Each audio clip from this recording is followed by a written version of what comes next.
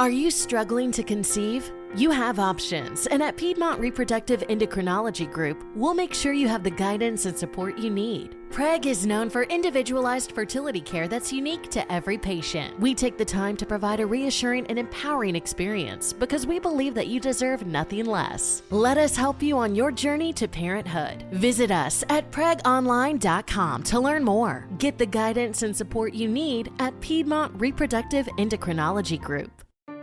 Did you miss your deadline to renew your Medicaid coverage? You can still send your completed annual review form to Healthy Connections Medicaid. You may be assigned to another health plan, but you can ask to come back to First Choice within 60 days of renewed Medicaid eligibility. It's your family. It's your choice. First Choice is the right choice. Renew and choose us. Visit selecthealthofsc.com/renew to learn more.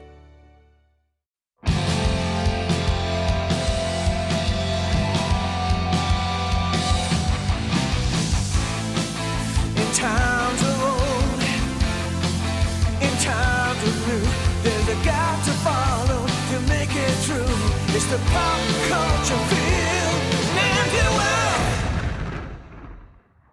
Welcome back, everybody, to the Pop Culture Field Manual podcast. I like how you just get in there, right on top of me. It's hello. It's good.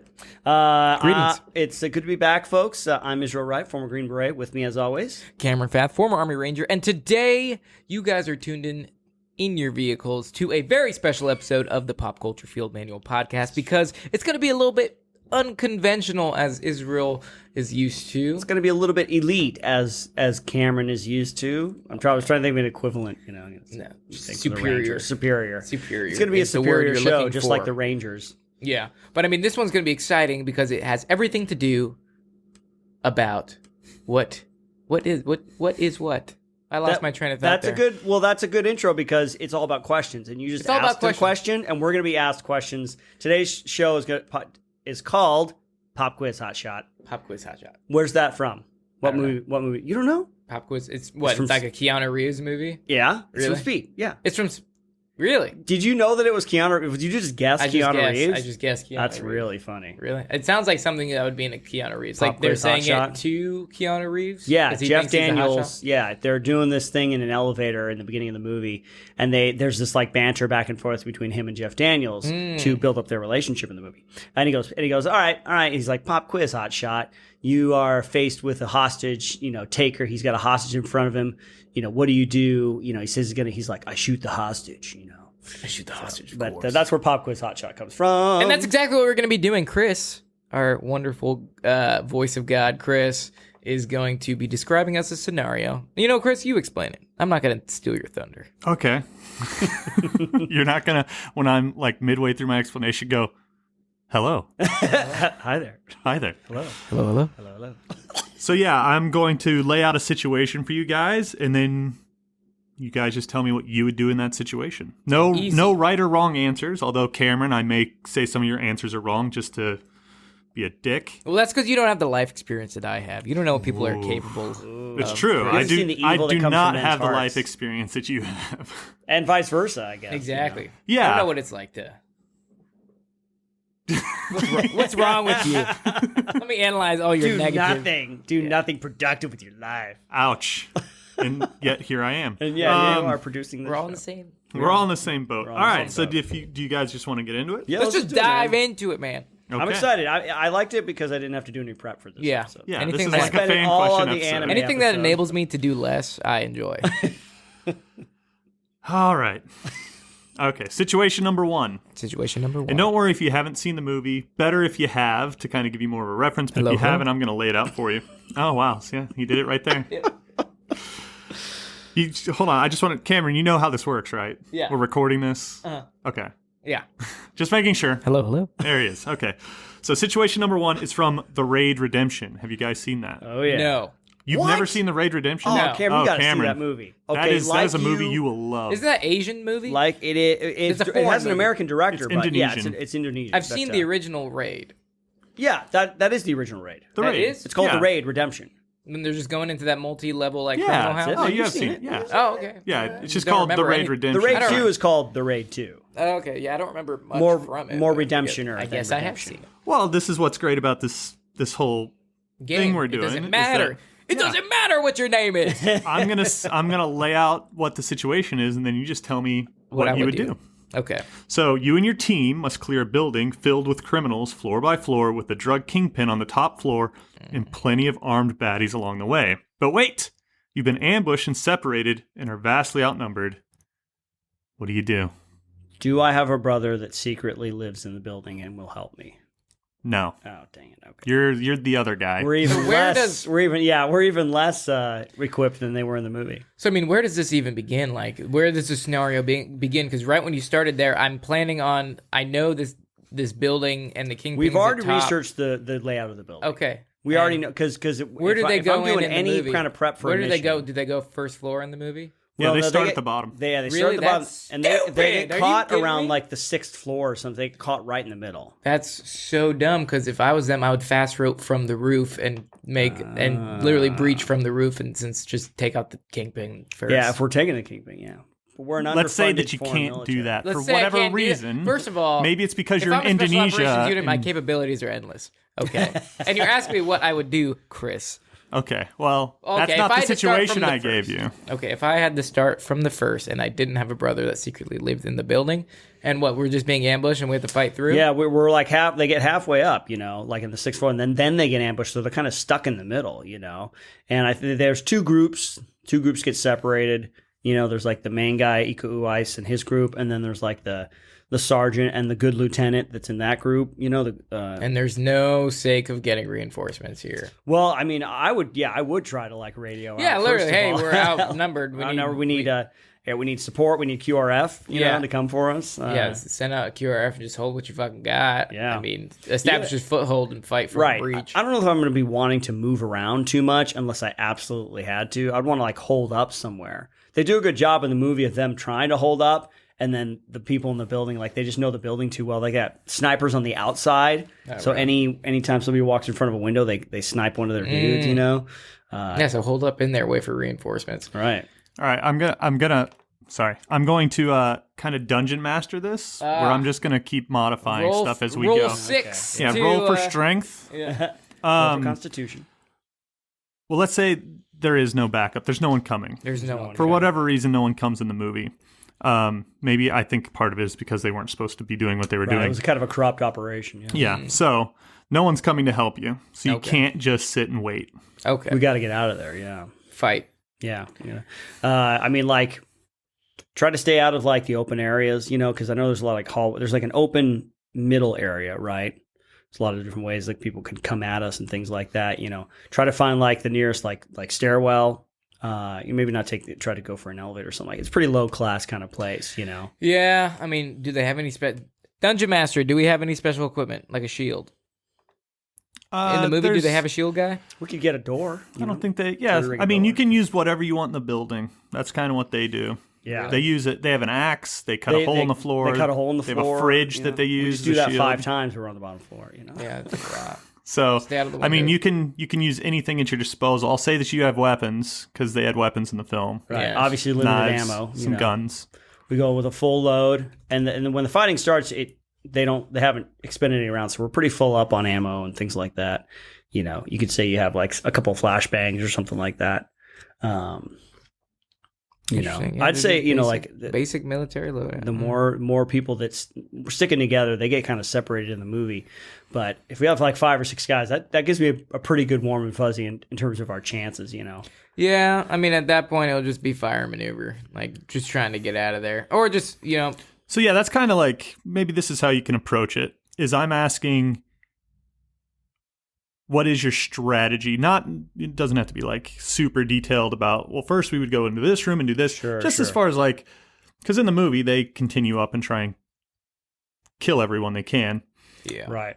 Are you trying to kill everyone you can? Are you just trying to cut bait and get the hell out of there? Yeah, we kind of cut away. Once the situation has gotten to that point, you're just trying to get out. I'm trying to find the nearest stairwell. I'm trying to stick together, just as a tight knit group and stuff, and as quickly as possible, because I feel like the more time you spend hold up somewhere, the more time the enemies have a chance to consolidate and maneuver. Speed, surprise, violence of action. Literally, I would try to kill. See, I would go the opposite way, and instead of trying to go out there, I would just try to complete mission and just kill everything that I could find. Yeah. Yeah. I mean, at that point, the whole mission is to take out that dude. I mean, how many people in this building can there be? One bullet for every person. I mean, at least in that immediate situation, like, I'm not going to leave anybody. Just like, if I see someone, I'm not going to leave them, because that's potentially someone that could pick up a rifle and kill me, shoot me in the back when I'm breaking contact. But yeah, just literally go balls to the wall there. Go all the way up. Yep. Just go all the way up. Then at least you have the dude, some sort of collateral. I don't know if people would care at that point. Yeah. If their drug lord is compromised or not, Yeah. Plus, if this is a corrupt operation, there's no support. There's nobody really knows what's going on. It's just literally me. Yep. Me and the team. Yep. You and the team.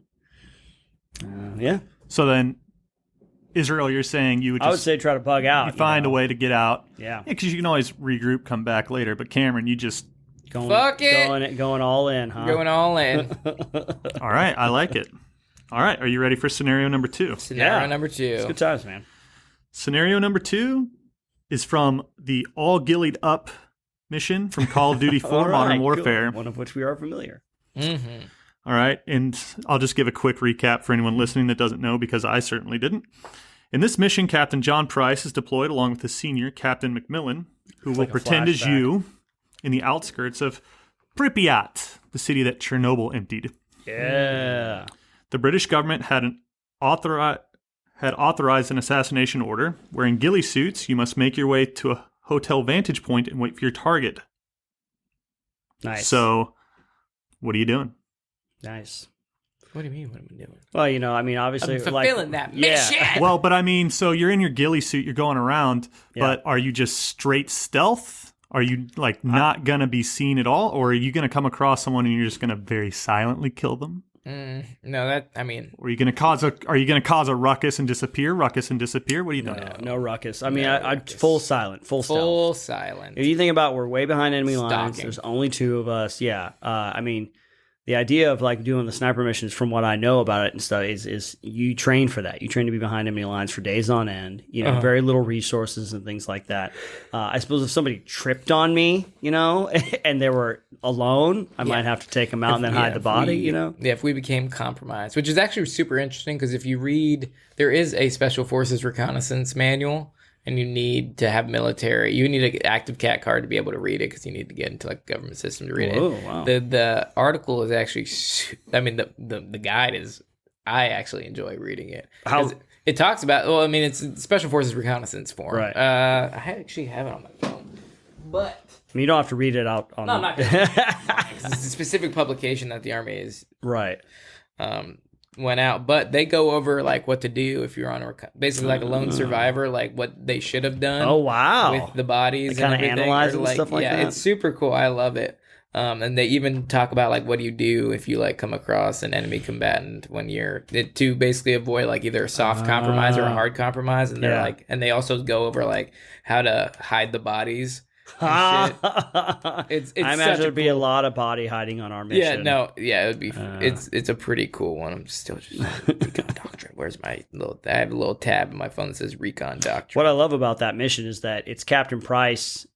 It's a flashback, and he's talking about the guy that taught him, McMillan and stuff. And from what I remember watching the video, this is one of our earlier Experts React videos for Gameology. They have a pretty hefty loadout too, not just their sniper weapons, but they got.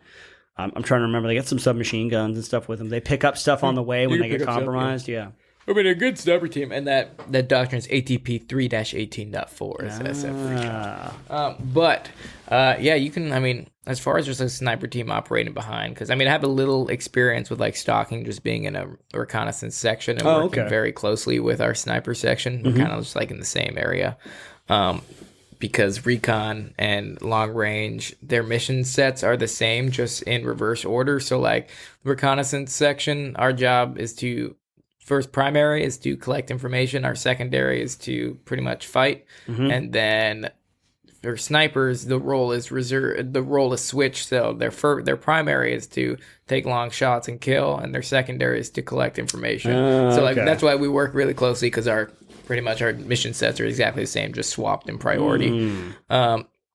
But yeah, just remain undetected, stalking. Like the whole point is to not be compromised. Like the second you let people know that you're there, is you've lost it. You've lost it. You're done. Yeah, you just have to exfil, basically. Yeah, you literally just exfil. Like if you're compromised, like regardless of like a soft compromise, like there's some, depending on how the compromise have done, like in Lone Survivor where they come across those dudes, you should have fucking killed them. You shouldn't have left. Actually, you might as well, just should have killed them.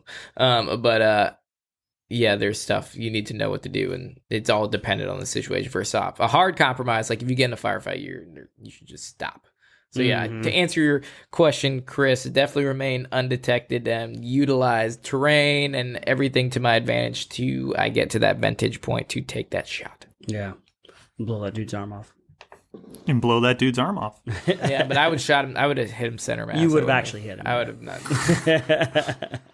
Well, in the game, it says you have to cooperate to eliminate enemies. Yeah. So like that quiet, kind of like what you're talking about. Like there's a way to hide the bodies. Yeah. You come up as you're infilling. You come across some dudes, and you have a choice with some of them whether you want to skirt around them or go through them. Yeah. But then at the end, when you get compromised, it's just a run and gunfight to the end. It's just a gunfight to the exfil. Yeah, to the exfil. Get the you set up a bunch of claymores. Yeah, because once you take the shot, it gigs you up. So then you got to fight to your exfil, and yeah. Jumping out of exploding buildings. It's awesome. It's great. Classic. I'm sure every sniper has that story. Yeah. Oh, yeah. It's a pretty much Sniper 101 story. Yeah.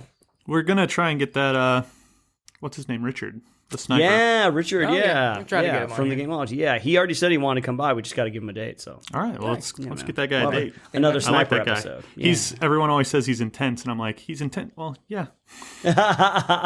He's talking about sniping. I think you look at his Instagram, he seems like a pretty earthy, kind of open, fitnessy dude, outdoorsy guy. Yeah. Down to earth.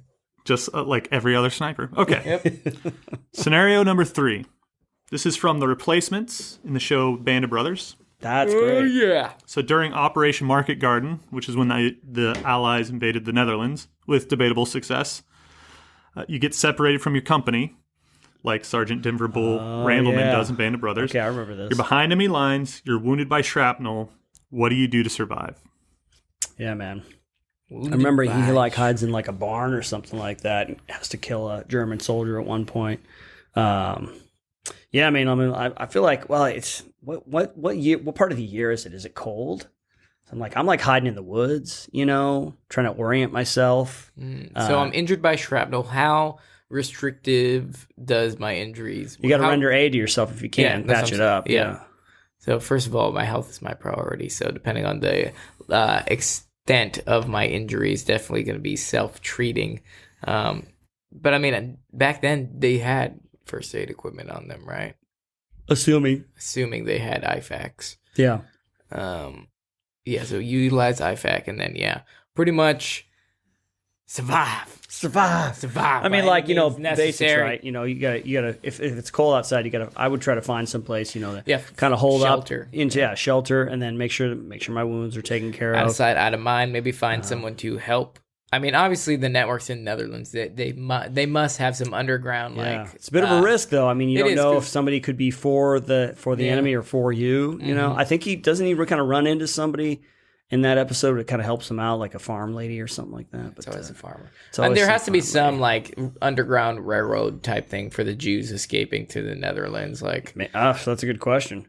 I'm thinking of I'm thinking of land navigation. I'm thinking of orienteering, trying to find major landmarks and stuff like that to orient where I'm at compared to where my front lines are. And then, man, just like in SEER school, we were just always evading. We're staying off the roads, sticking to the woods. Yeah. And then I'm trying to find adjacent units or something. Returning back to my own company. Returning to your own company, yeah. And exactly. It's just a matter of how do I find these dudes? Especially if they're constantly on the move. They're pushing the flock. Obviously, we would know what our orders were, what our mission was, and then we just got separated, right? Yeah. So we know where... You know where you're going. You know where you're going, yeah. And they're... I'm always thinking of like the prep before whatever mission we're on, right? You know, we always know roughly what the terrain is, what towns are in the area, things like that. Friendly where controlled the stuff. line is, friendly controlled stuff. So I feel like it wouldn't be. I always did, nighttime stuff on my own. Anything, I was always pretty. I didn't like panic or like freak out. I wouldn't. I don't think that I would freak out or panic in this scenario, because you switch into like mission mode and you're just always thinking. You're thinking about what you're doing, where you're going. You're once you flip the switch, it's literally survive. Yeah, you're managing your fatigue, and you're trying to maybe find some water or whatever you got on you, things like that. And it also depends on like how long is this? Like, how far away are we from our guys? Are we a day? Are we 2 days? 3 days away? How much stamina equipment do I have on me? Yeah. Nothing. And back then, even if you had something, maybe it wasn't the best quality. Yeah, no, it's just some salt. Good old just a food bar, Just a good old food bar, sea ration or something like that. Yeah. But man, I'm not too intimidated by this scenario overall. No, I think it'd be fun. I think it'd be all right. If there's one thing that I know that I had, and one thing they tell you in Sierra School that you need, it's the number one tool is the will to survive, and I absolutely had that. I The want to will live. to survive. I want to live, man. I love life. I love lamp. lamp. I'm gonna get back to that lamp. Very good. And yeah, Randleman in the episode, and I guess I didn't look too much into it, but I think in real life, since Band of Brothers is based on real life, he hid in a barn, and he had to kill a German soldier. And there was a Dutch family there that was helping him. Oh, okay. And then they were very frightened of him after he killed the guy. Yeah. But, which I guess. And then he got back the next day. Scenario number 4. You guys are doing great, by the way. Nice. I'm enjoying all this. Perfect. Cool, man. So, I know we just talked about this in our Christmas episode, but from Die Hard, Hello. let me set the scene. Exactly what to do. You're at your ex-wife's company Christmas party.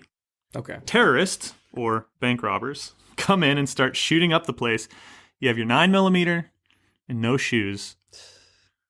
What Why do you doesn't do? he have shoes again? He took hanging them out. off. Yeah, he took them off. He was getting relaxed. Like There was a changing. guy on the plane that said, because he hates flying, and he's like, you know what you do is you just scrunch up your toes on the carpet and you'll feel better. Make fists with your toes in the carpet. Yeah. And so he was doing that, and that's when everything went down. So He just kind of like grabs the carpet with his toes, kind of relax. I don't remember this scene at all. Man, it's I like don't remember. It's been a while since it's the very beginning of the movie. All right. So yeah, that's why because he's changing. He's getting changed. His wife's got like a nice shower, like relaxation area in her office and stuff. Whatever. yeah, she has like a whole bathroom. Yeah. So what do you do? Well, I'm certainly I'm going to make it for that Game stairwell, on, like he Game does, and try to get down and out, But obviously they've got the entrances and exits covered at the bottom, I don't know if he goes all the way down and he comes back up, but yeah, he tries to make phone calls. We're trying to make phone calls. I don't know if they cut the lines at this point. Like it's all landlines, right? Yeah, it's all landlines back then. So nowadays, hopefully the cell phone. Where does he get the walkie-talkie from? He kills the dude. I think it's the dude he killed, and then he gets the walkie-talkie, and he switches maybe to a different band for Sergeant Al Pal out there getting Twinkies for his pregnant wife. Yeah. And he I'm basically just recounting what he does in the movies, but like you get, getting the word out, staying hidden. Right, we're totally outnumbered and outgunned. Yeah. It's a very cat and mouse. Type of game. Very cat and mouse. Yeah. And here's the thing is we're not on duty. There's no like pre-mission plan. I'm not thinking that I know the layout. Maybe I can try to find like a map layout somewhere. It'd be very or something slow, very slow and deliberate. Get for like the Slow and deliberate. the fire. What did the fire escape plan? Look at the fire building escape layout plan. through Yeah, because those are posted on every commercial building. Oh, okay. There you go. right by the stairwell. It's But pretty- would your goal be solely to get out of the building, or would you try to? Well, I know what you would do, Cameron. But are you going and are you just like methodically trying to pick them off? Because in the movie, he's not really trying to pick them off. No. It just kind of They happens kind at of a come point. to him. Yeah. Yeah, I think. I would probably play that role. The real the wait for them to come up for me, like establish a distraction, like funnel them in and just like slowly take Go them to the level. Yeah, that's because still I under mean every construction. time, because I would just straight up escape from Tarkov them too, and just like all the bodies that I take, I just keep Just upgrading garrote my wire stuff. and just keep taking their stuff. Their Yeah, stuff. that's what you do. You have to Take their shoes. firing in the field. Yeah, and none of them have the same size shoe as you. No, but It's like they all have like smaller feet or something. yeah, like that. just until like pretty much. I mean, on the radio, they're on hostage negotiation at that point. I just Right. ask for real time updates. Be like, hey, Yeah. I'm in here. I've killed like 6 so far. Yeah. But I mean, so you said you'd wait for them to come to you, but then you also said you'd kind of funnel them to you. Are you like setting up a trap? You put it like you're choosing the turf, things like that? Yeah, I mean, I find it really advantageous. Like, stairwells are really hard to clear, especially if you're coming up. And I mean, is he higher or lower than them? Yeah, I think he goes up higher than them. He's higher than them when they take. It varies. Yeah, he goes up and down. Like sometimes they're coming up to him, sometimes they're coming down. Yeah. Okay. Then I wouldn't roll in the stairwell. I'd pretty much find a really good fatal funnel to where they could just based on the building layout and kind of like create obstacles to kind of funnel them. So like obviously in an office building, there's a bunch of cubicles. Just blocking off doorways. Yeah, things break like that. those things. Just create fucking hell, distraction, and funnel them until I'm ready. Do you consider that more of like an offensive or defensive move? Because I feel like it's a little bit of both. Just because the defensive... Offensively defensive? Yeah, offensively defensive. Because, I mean, like, it's more of an offense move than anything. But, I mean, as far as the defensive aspects, you're just, like, creating obstacles. Because obstacles are in correlation with defensive tactics. But the whole point the enemy makes obstacles is to funnel movement so that it can create an ambush. Yeah. So I guess it's a more offensive than anything. Yep. Gather their equipment too as you go, Yep. Listen on their channel to what their movements are. Yeah. They got no crypto, No, probably no crypto. Nothing. Just. Do you maybe, after you've killed all of them, pocket some of the bearer bonds? Do they have the bearer bonds? That's what that was all about. It was just a big robbery, man. It was a big robbery. Yeah, they make the ruse is that there's some sort of political terrorists, and they make all these wild wazoo demands of like releasing political prisoners, but they're in that building because that building has a vault at the top, and they gotta get into the vault. There's all these bearer bonds, They'll be sitting on an island in the South Pacific, making 20%. So yeah, I would maybe pocket some of those bonds as well. I mean, listen, yes, it's Christmas. It's Christmas. Come on, it's Christmas. You and gotta buy presents for everyone. After all we did for this company, like I don't think they're gonna miss a couple of bearer bonds. Also, bearer bonds untraceable. Oh wow. Okay. Yeah, that's what's great about them. Definitely grabbing a handful. Yeah, I'm walking with a duffel bag. Oh, absolutely. Are you kidding me? All right, and now for our final scenario. Oh. Exciting. Exciting, very. It's very exciting because it's from Mad Max Fury Road. Oh yes. You're Mad Max. Yes. I am Mad Max. You're on the war rig. You're fleeing a Morton Joe. Hello, Saver. Whether you're saving for that trip to the tropics or saving for an emergency, now is the time to take advantage of Wells Fargo's savings options. Wells Fargo offers savings accounts that can help you save towards your goals. So, what are you saving for? Visit a Wells Fargo branch or wellsfargo.com/save to open a savings account today. Wells Fargo Bank, N.A., member FDIC. War boys are in hot pursuit. Turn right back around. Anything goes. Anything goes. What are you doing? Man, I turn right back around, man. Just head right for him. Just like in the movie. No, I mean, the war rig's pretty tough. And I'm assuming we have like some people with us, like one of that runaway war boy who can fix stuff, Mm-hmm. But the problem is in the movie they come to the desert and they say, "Oh, we're gonna go find this oasis." He's like, "No, there's literally nothing out there," and so they just decide to roll back, right back the way they came. So like that probably doesn't seem like such a bad idea because that's where all the resources of the water is. So, and they've brought the majority of their forces away from the base, and the only people that are left are like sickly dudes that can't fight anymore. Yeah. Hopefully knowing the terrain and things like that. Obviously they did, because they just literally just turned back around and went right back the way they came. But knowing our capabilities and stuff like that, you got the war rig, you got, it's armored up, you got the rear turret in the back. You got your people in the front. Just trying to like lay everything out to know like what our resources at, because that's Well, the thing is, are you like how much of a gap do we have? Yeah, are they like right up on us, or are they like maybe half a day away or something? Like we see them in the distance, Like similar to the movie where they're off in the distance, but let's say it's like few hours. Right.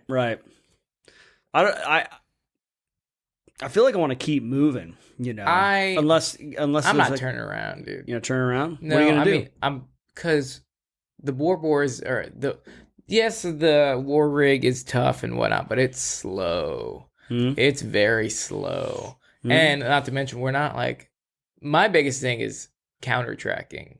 Because if we turn around, they're obviously going to know that we've turned around because they're just going to track my tire tracks. Sure. That's when you find that choke point and you blow it with explosives. Yeah, you could do that too. Do we have explosives? Block them off. Well, what did they do in...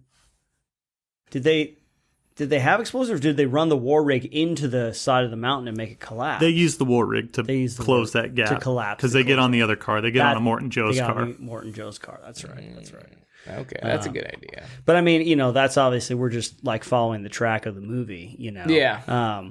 It's kind of like, it's wild because it's kind of like wide open, because I'm just thinking like we can't go forever. No, we're going to run out of gas eventually. Like, is there a place we can go to? Maybe the Bullet Farm or Gastown, I mean, do you have any allies out there? Yeah, It's kind of a hope. No, I mean, like, they really didn't have anybody.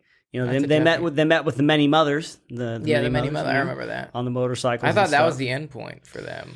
Yeah, well, that's where she was hoping to go to because she had this image of this place that she grew up in that was green and stuff like that, the green place. But she comes to find out that even that place succumbed to kind of like the corruption of the world, and it kind of and even those people had to move on to someplace else. Not a lot of safe havens in the Mad Max Fury Road world. Yeah, no. That green, that's a toughie. The place where they're at in the beginning, where he has the whole thing at the top with the green. It's the water that's like makes him the warlord. Powerful. It makes he him powerful. Who controls the water controls the world. Yes, that's right. Do not let your thirst for water tempt you. It will leave you empty or whatever. He just uses it for power. So what would you do? I mean, like, not knowing too much more about the scenario. Like, I feel like I would want to like do some sort of. I mean, I'm not sure if there's like a way around that they didn't mention or something like that, like taking the long way, or maybe like they did eventually ditch, like go into like smaller vehicles and stuff, maybe with more mobility through the mountains. Because you can't take that war rig. I don't want to take that war rig anywhere. Maybe you use it as, like they did in the second one, Road Warrior. They use it as a diversion. Yeah, and they take everything else in smaller vehicles and they go kind of a different way. So instead of like the obvious, like stand-up fight sort of way, like we do a little bit of squirrel tactics, where we get in smaller vehicles if we have access to them or we can commandeer them. Take those with whatever we need, go through the mountains, head back the other way, and just. If somebody wants to volunteer, or we just set the war rig up to explode and just booby trap it, I would booby trap the fuck out of it.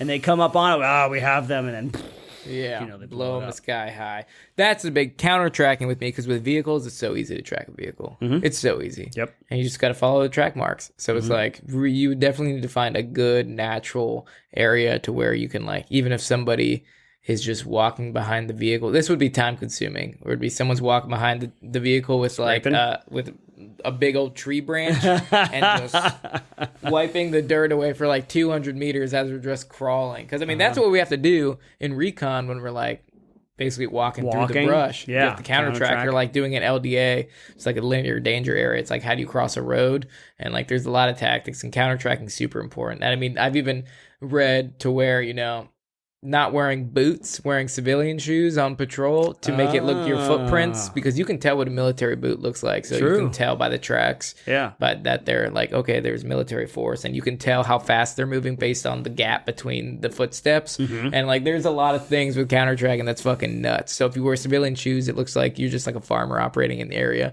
And I've also heard when you're crossing an LDA, you can walk across it backwards, so it looks like the footprints are going the other way to throw them off. Oh, that's awesome. Yeah, like there's a lot of things you can do for counter tracking, but that's awesome. Yeah, it's super cool. Or like standard operating procedures when you're getting into you're going into like a security halt is to dogleg it. So you basically, instead of like when you're walking on patrol, instead of just stopping wherever you want to stop, you would kind of find where you want to stop and then start taking a bold flank around it until you like completely circle it and then head in. So if somebody's tracking your footsteps and they're just basically going across your your trail, they're gonna basically pass you and start. They're gonna pass you and start following that trail, and you're gonna be right in the middle and just see them paralleling your position. So you get the jump on them. Nice. And almost there are. I mean, apart from mobility, it seems like there are advantages to being on foot and stuff like that. You know, I mean, apart from being able to cover large distances, rather, because you would be more mobile. You know, maybe getting back into those hills where they meet the biker dudes. You know, and finding a trail through there and stuff. Yeah. I mean, those biker dudes, if they're existing in those hills, they have resources too. Yeah. So maybe. Wonder if there's something you might be able to trade. Yeah. I know that at that point in the movie, they've already betrayed them, and the motors. Everybody's after them. The motorcycle dudes are after them. Yeah, everybody's after them. But you know, yeah, it's pretty interesting scenario, Chris. Yeah, that one's a scenario, toughie. That's a toughie.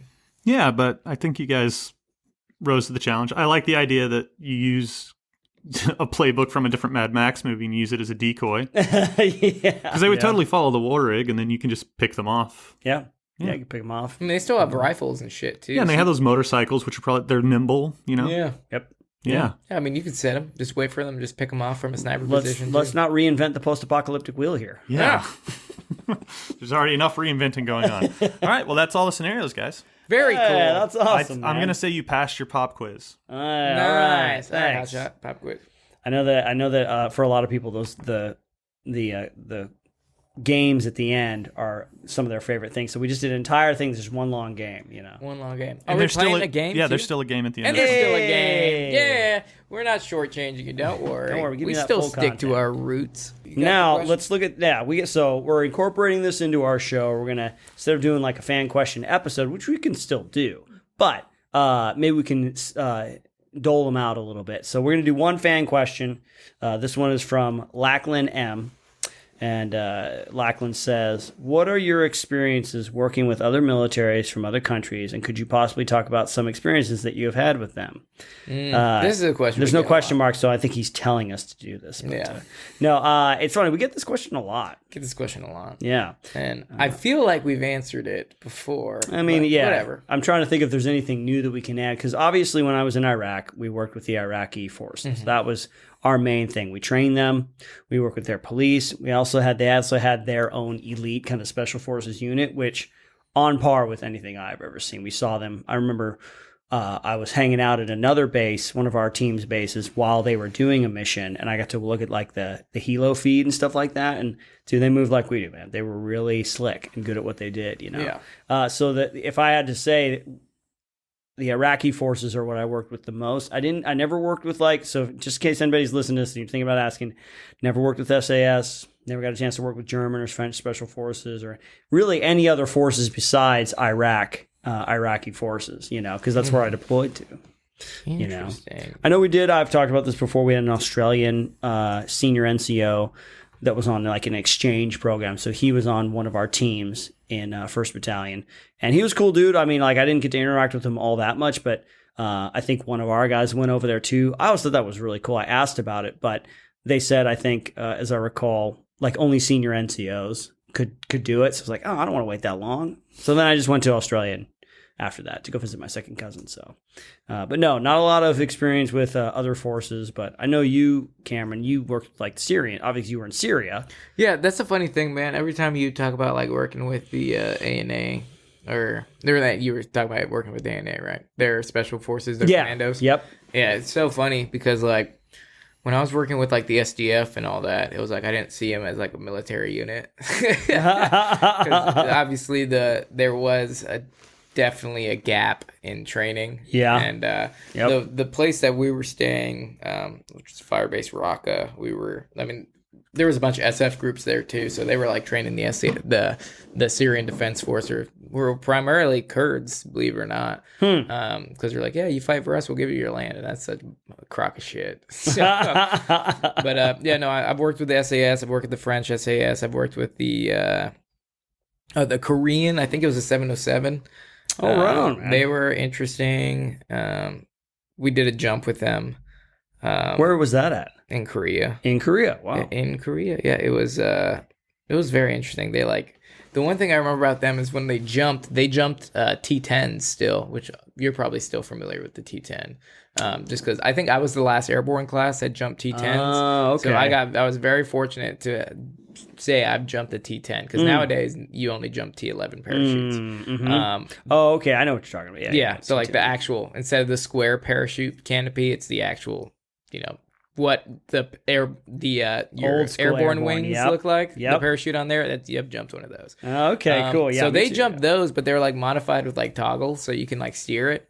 And then they would jump in like hockey equipment. It was very interesting. Yeah, so like their helmet had like a giant like goalie face cage on it and everything. And it would be hilarious because when we were doing our jump with them, they since they could steer their parachute, they would all steer the parachute not to the drop zone but to where our staging area, so they didn't have to walk. And we had a dude literally, so when they jumped, we'd all be sitting there laying down and like waiting to get into the bird. It was a helicopter jump, so we were jumping CH-47s and we were just waiting to jump, wait for the bird, and like literally all of a sudden you start to see dudes just like falling around you. And like one dude like came so close to landing on our bus that we're used to PLFing, which is, for those of you who don't know, PLF is a parachute landing fall, where there is no really graceful way to land. If you're jumping, you literally just hit the ground and like roll, kind of. Yeah, it's an order. They give you like an order of what should impact it's the like ground. balls of the feet, calves, Side of the quads, leg, butt cheek, back. Yeah, and you basically just like roll like a log, like a rocking chair kind of thing. Yeah, kind of thing. But these dudes, since they had toggles, would just land standing up. So we didn't know. So like we're watching, and the guy's not like prepping to do his parachute landing fall, and he's literally landing like 15 feet away from us on the cement. So we're all like, oh, and then he just goes kunk, like lands on his 2 feet, and we're all like, yeah, because nobody expected him to do that shit, and it was pretty cool. But yeah, those dudes were kind of cool. And then the SAS guys were my favorite guys in the world to just talk to and listen to. The French SAS there, they didn't even look like, they're not behemoths of men. They're all French, regular guys, but they put in some work. And then the SDF were. It's hard to see them as a military unit because they were just like a bunch of fucking cowboys just going around. But yeah, I think it was awesome. Oh, and then the Italians too, the Alpinis. Oh, you got to work with a lot of people. That's cool, man. And then the Alpinis, which were they're Italy's 75th equivalent. We did a jump with them too, and we did like a movement to contact, and those are behemoths of men. There was one dude, he must have been like 6'8", 300 pounds, and he would I was a machine gun team leader at the time, and I was carrying a 48 as well, which is the 7.62 saw, and this dude, and obviously it's kind of heavy, but this guy, he holds it like a baby. Yeah, but this guy would literally, he was so big that, and a movement to contact is we're walking all night into the sun, like we're walking like 12 miles until then get into a patrol base, wait for the sun to go down, and then hit our target, or you're walking a long time and just hitting targets throughout the night, like 3 different targets throughout the night. And this dude literally walked the entire night with his 48 just like cradled in one arm like a baby. Every time I looked at him, his like other arm was free and he was just like cradling it, and he didn't have a sling, and I was like, you're a fucking monster. That's awesome. Those dudes were cool. I don't know, man. Yeah, so I hope that answers your question there. Lackland Air Force Base. Lackland Air Force Base. Well, cool. I like Nice. that question. That was a good question. Yeah, it was good. I always like answering that question. I totally lost Regardless. all comprehension. Are we done? Or No, we have a game to go. yet? We have an actual game yet. It's another pop quiz. Okay. Pop quiz, hot shot. That's the name of the 2.0. game. In the midst of our conversation, I totally lost my train of thought. Like, where am I right now? He was on a beach somewhere. This is called Pop Quiz Hot Shot. And I'm going to 2.0. say the most famous line from a movie, TV show, or game, and you're going to tell me the name of the movie, TV show, or game. I love it. If you get it wrong, I will ridicule you. Okay. Super simple. There's one thing I can't handle. It's ridicule Chris from is Chris. So the warm-up is Pop Quiz Hot Shot. Okay, that line originates from Speed. Jeff Daniels says it to Keanu Reeves. That is correct. Yeah. Fantastic. Yeah. You're all warm now. Yeah. It's only going to get harder. Righty. All It's fired going to up. get one of these. If you get it, I'll be very impressed. Oh, nice. Really? It's a line from. I don't even know the movie that well, but I just love the line. I think it's a badass line. Okay. First one. I love it when a plan comes together. When a plan comes together. Is that 18? Yeah, that's 18, man. That's Yeah. A-Team. Either movie or show. There we Very go. good. I'm Hannibal. impressed with myself. Hannibal does it, yep. Yeah, and it's it's Hannibal. usually right before he puts the cigar in his Cigarettes. I think he mouth. says it with the cigar in his Yeah. hand. Come together. Either Liam Neeson or George Papard. Yeah. He does a good job. Liam Neeson. I think he does. Of taking on I don't that think character. is there a bad Liam Neeson movie? I mean, Gray. Taken 3. Yeah, I'm not a fan. He of doesn't the like Gray. The Gray. I don't like. You don't the like Gray. the? Oh, you don't like the? I love the Hopeless. Gray. Oh my god. Dark Man's very good. Okay. Darkman's great. Next one. It's easy to forget what a sin is in the middle of a battlefield. Oh man, it's easy to forget what a sin is in the middle of a battlefield. What is that? Heartbreak Ridge? I'm going to help you out a little bit. It's from a game. It's from a game? It's easy to forget what a sin is on a battlefield. I mean, let's think Call of Duty or something like that. It's easy to forget what a sin is on a battlefield. I mean, that could be anything. But I mean, I'm trying to think of what Chris might be familiar with compared to what we're familiar with. You know what I mean? Yeah. Because I don't. You're think, familiar with this. Yeah. Fallout, not Fallout. I just watched the opening movie. The opening movie of Fallout 4 the other day. It was really good. War never changes. I'm gonna say it's like Call of Duty. But I'm trying to think of. It's easy to forget what a sin is on a battlefield. That sounds like a period. Yeah, like that game sounds. or I'm something trying to like figure that. out something with religious context. Maybe like an old medieval game. Yeah, it's easy to forget what a sin is on a battlefield. Is it like Skyrim or something? No, I don't think it'll be fantasy. I'm gonna stick with Call of Duty. I just have to pick one. Man, I don't know, man. I give up. I'm gonna have to call it. I'm gonna have to throw in the towel. Cameron, you want to throw something out? Sure. You want to get closer to your microphone, Mr. Slouchy? Sure. Hi. How's it going? How are you? Hello. Man, I'm not gonna. Hello. Yeah, I'll just throw. I'll throw Gears of War out there. Call of Duty Modern Warfare. Metal Gear Solid. Metal. Oh man, that's very Metal Gear Solid. It's so poetic. So cool. Yeah. That's why I didn't want to give you any more clues, but I was like, it's kind of philosophical. Yeah, It is very. No, that's the first one. Metal Gear Solid. Yeah. Cool. All right. Very Hideo That's a good Kojima. one. This Yeah. next one is the one that I'll be impressed if you get it. right. But I love the line. Whatever you're reaching for better be a sandwich because you're going to have to eat it. Whatever you're reaching for better be a sandwich because you're gonna have to eat it. Point Break. That's You would pretty know good. it if it was Point Break. Yeah, I know. You would know it immediately. Utah, give me two. Utah, give me two. What's it again? Whatever you're reaching for better be a sandwich because you're going to have to eat it. Sounds like a war movie line. But you said you'd be impressed if we got this. Yeah, I doubt either one of you has ever seen this movie. Oh, okay, all right. Then I'm gonna say The Guns of Navarone because I've never seen it and it's a war movie. Lethal Weapon. It's The Laughing Policeman. The Laughing No, Policeman. Lou Gossett idea. Jr.. Louis Gossett Jr. The Laughing Policeman. I've never even What heard year? of that movie. 1973. Like I said, I'd be 1973. impressed. That's just for fun because You I just love the like that line. Because he's chasing a suspect and the suspect's on the ground and he's reaching and he puts his foot on him and he says, "Whatever you're reaching for better be a sandwich because you can eat it." That's cool. Louis Gossett had a good run, man. He did. He was an action star. For All a right, while. the rest you should be okay. Uh-oh. Okay. All right. Yeah, that Now- one was a now toughie. I'm worried. Yeah, I've never heard No, of Because it. we haven't gotten any of All them. right, here's the next one.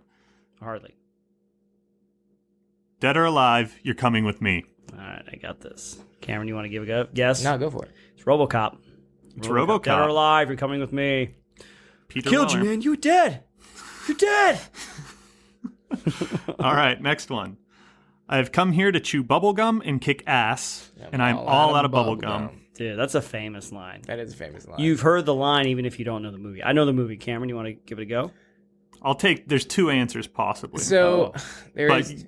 you probably know the right one. Yeah. But Isn't he in a bank or something? It's like I've can't Yep. long hair. Yep. Is it the wrestler, right? Yep. Is it It's Roddy Piper? Yep. What's the movie? You got it, man. You got this. Dude, I you don't know. know what every single detail. I know every single because I know the video. I don't know what movie it is. Though. It's a John Carpenter movie called They Live. They Live. See, I Yeah. had no idea, but I know exactly the scene. He's like sitting there. He's like, "I've come here to kick ass and chew bubble gum, Yep. and I'm all out of bubble gum." Also, apparently, it's in Duke Nukem. Oh, Duke Nukem. Duke Nukem's great. That was like the 13-year-old horny boy version of Doom, you know? Oh, yeah. I've never heard it described It's that way. like scantily clad women. But you should check out They Live, Cameron. I will. If for no other reason cursing. than the fight between him and Keith David in the alley. It's amazing. brutal. And all he wants him to do is put on a pair It of just glasses. says put on the sunglasses. Yeah. All right, next one. Awesome. Now you know, and knowing is half the battle. Now you know. I know. I got it, Cameron. You know? I know all the rest of these. You man. know all these. Yeah, I don't. Do you remember? No. Very famous 80s television show. 80s television. 80s animated television show. Animated? Yes. Simpsons? Nope. 80s. Jesus Christ. When the fuck did the I mean, Simpsons Simpsons come did out? come out in the late 80s, but kids 80s? television show, kids TV Kids? show. Popular Now line you of know, toys. and knowing is half the battle. Yeah. It's from G.I. Joe, the cartoon. Oh, see, I never Yeah, watched Literally, the cartoon. name of the Oh, show man. follows it. At the end of every episode, they would have a PSA, A PSA. and it would be some sort of safety thing where one Yeah, of the characters... I never watched G.I. Joe. Oh, you gotta go watch all the good, like Google like the PSAs. They're so fun and goofy. They're awesome. And then somebody did like a parody of them, like "Who wants a body massage?" Yeah, they overdubbed the They PSAs. overdubbed them with something else. It's Yeah, like pork chop sandwiches. Like these kids accidentally light a fire in the kitchen, and instead of being like, "You kids need to get out of here and do this," the guy runs in and he goes, "What the fuck are you? Get out of here! What are you fucking? There's a fire! Get out of here!" All right. Well, I'm gonna have to turn that down because we were all shouting. Okay. Last one. This one's tough, but I believe in you. Stand in the ashes of a trillion dead souls and ask the ghosts if honor matters. The silence is your answer. whoa, that's heavy duty. Say that one more time. Stand in the ashes of a trillion dead souls and ask the ghosts if your honor matters. The silence is your answer. Wow. I'll give you a clue, this is also from a game. It sounds like a game. The trillion dead souls makes me think it's some sort of sci-fi thing because that's I'm a lot thinking of souls. like That's I'm a lot thinking of planets. old school, like a fantasy game. Stand in the ashes of a trillion dead souls and ask them if your honor matters. Their silence is your answer. It sounds like something from like StarCraft or something like that. I'm gonna say StarCraft. Because it's like a trillion's a big number. That's a sci-fi number. You don't hear trillion very often. Maybe millions, maybe hundreds of thousands if it's like an Earth-based World War II movie or game. But trillions, that's some intergalactic stuff right there. I'm gonna say StarCraft.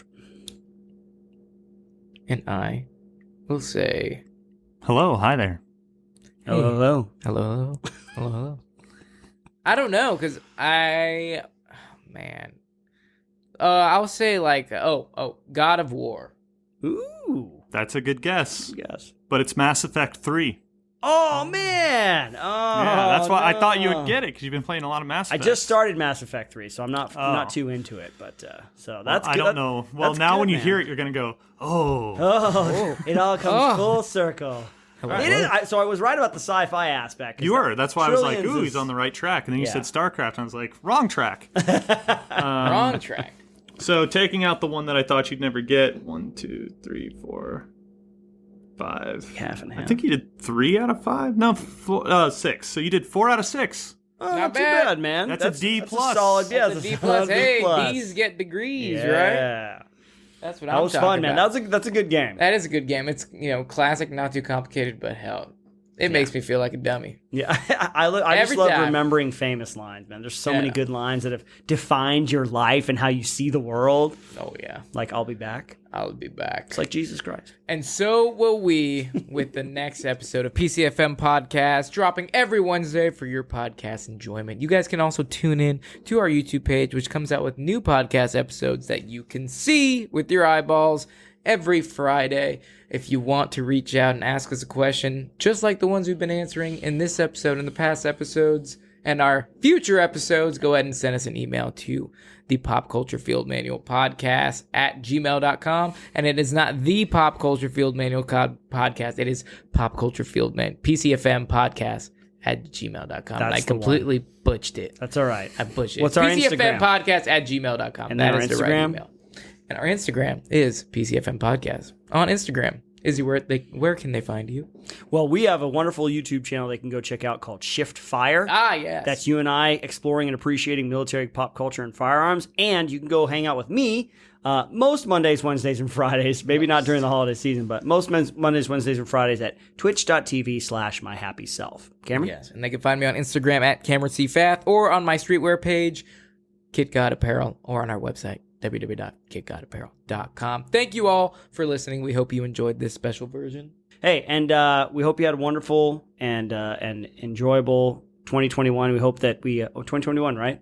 Okay, 2022. Yeah, 2020. No, well, we hope you had a good 2021, and we were a positive part of that. We also hope you have an amazing and wonderful 2022. Happy New Year, everybody. Happy New Year. Now, cue music.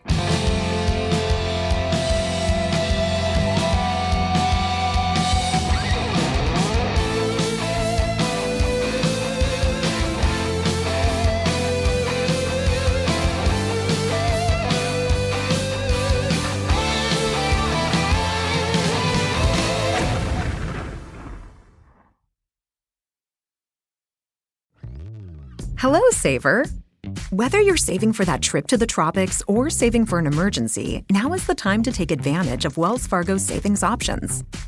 Wells Fargo offers savings accounts that can help you save towards your goals. So, what are you saving for?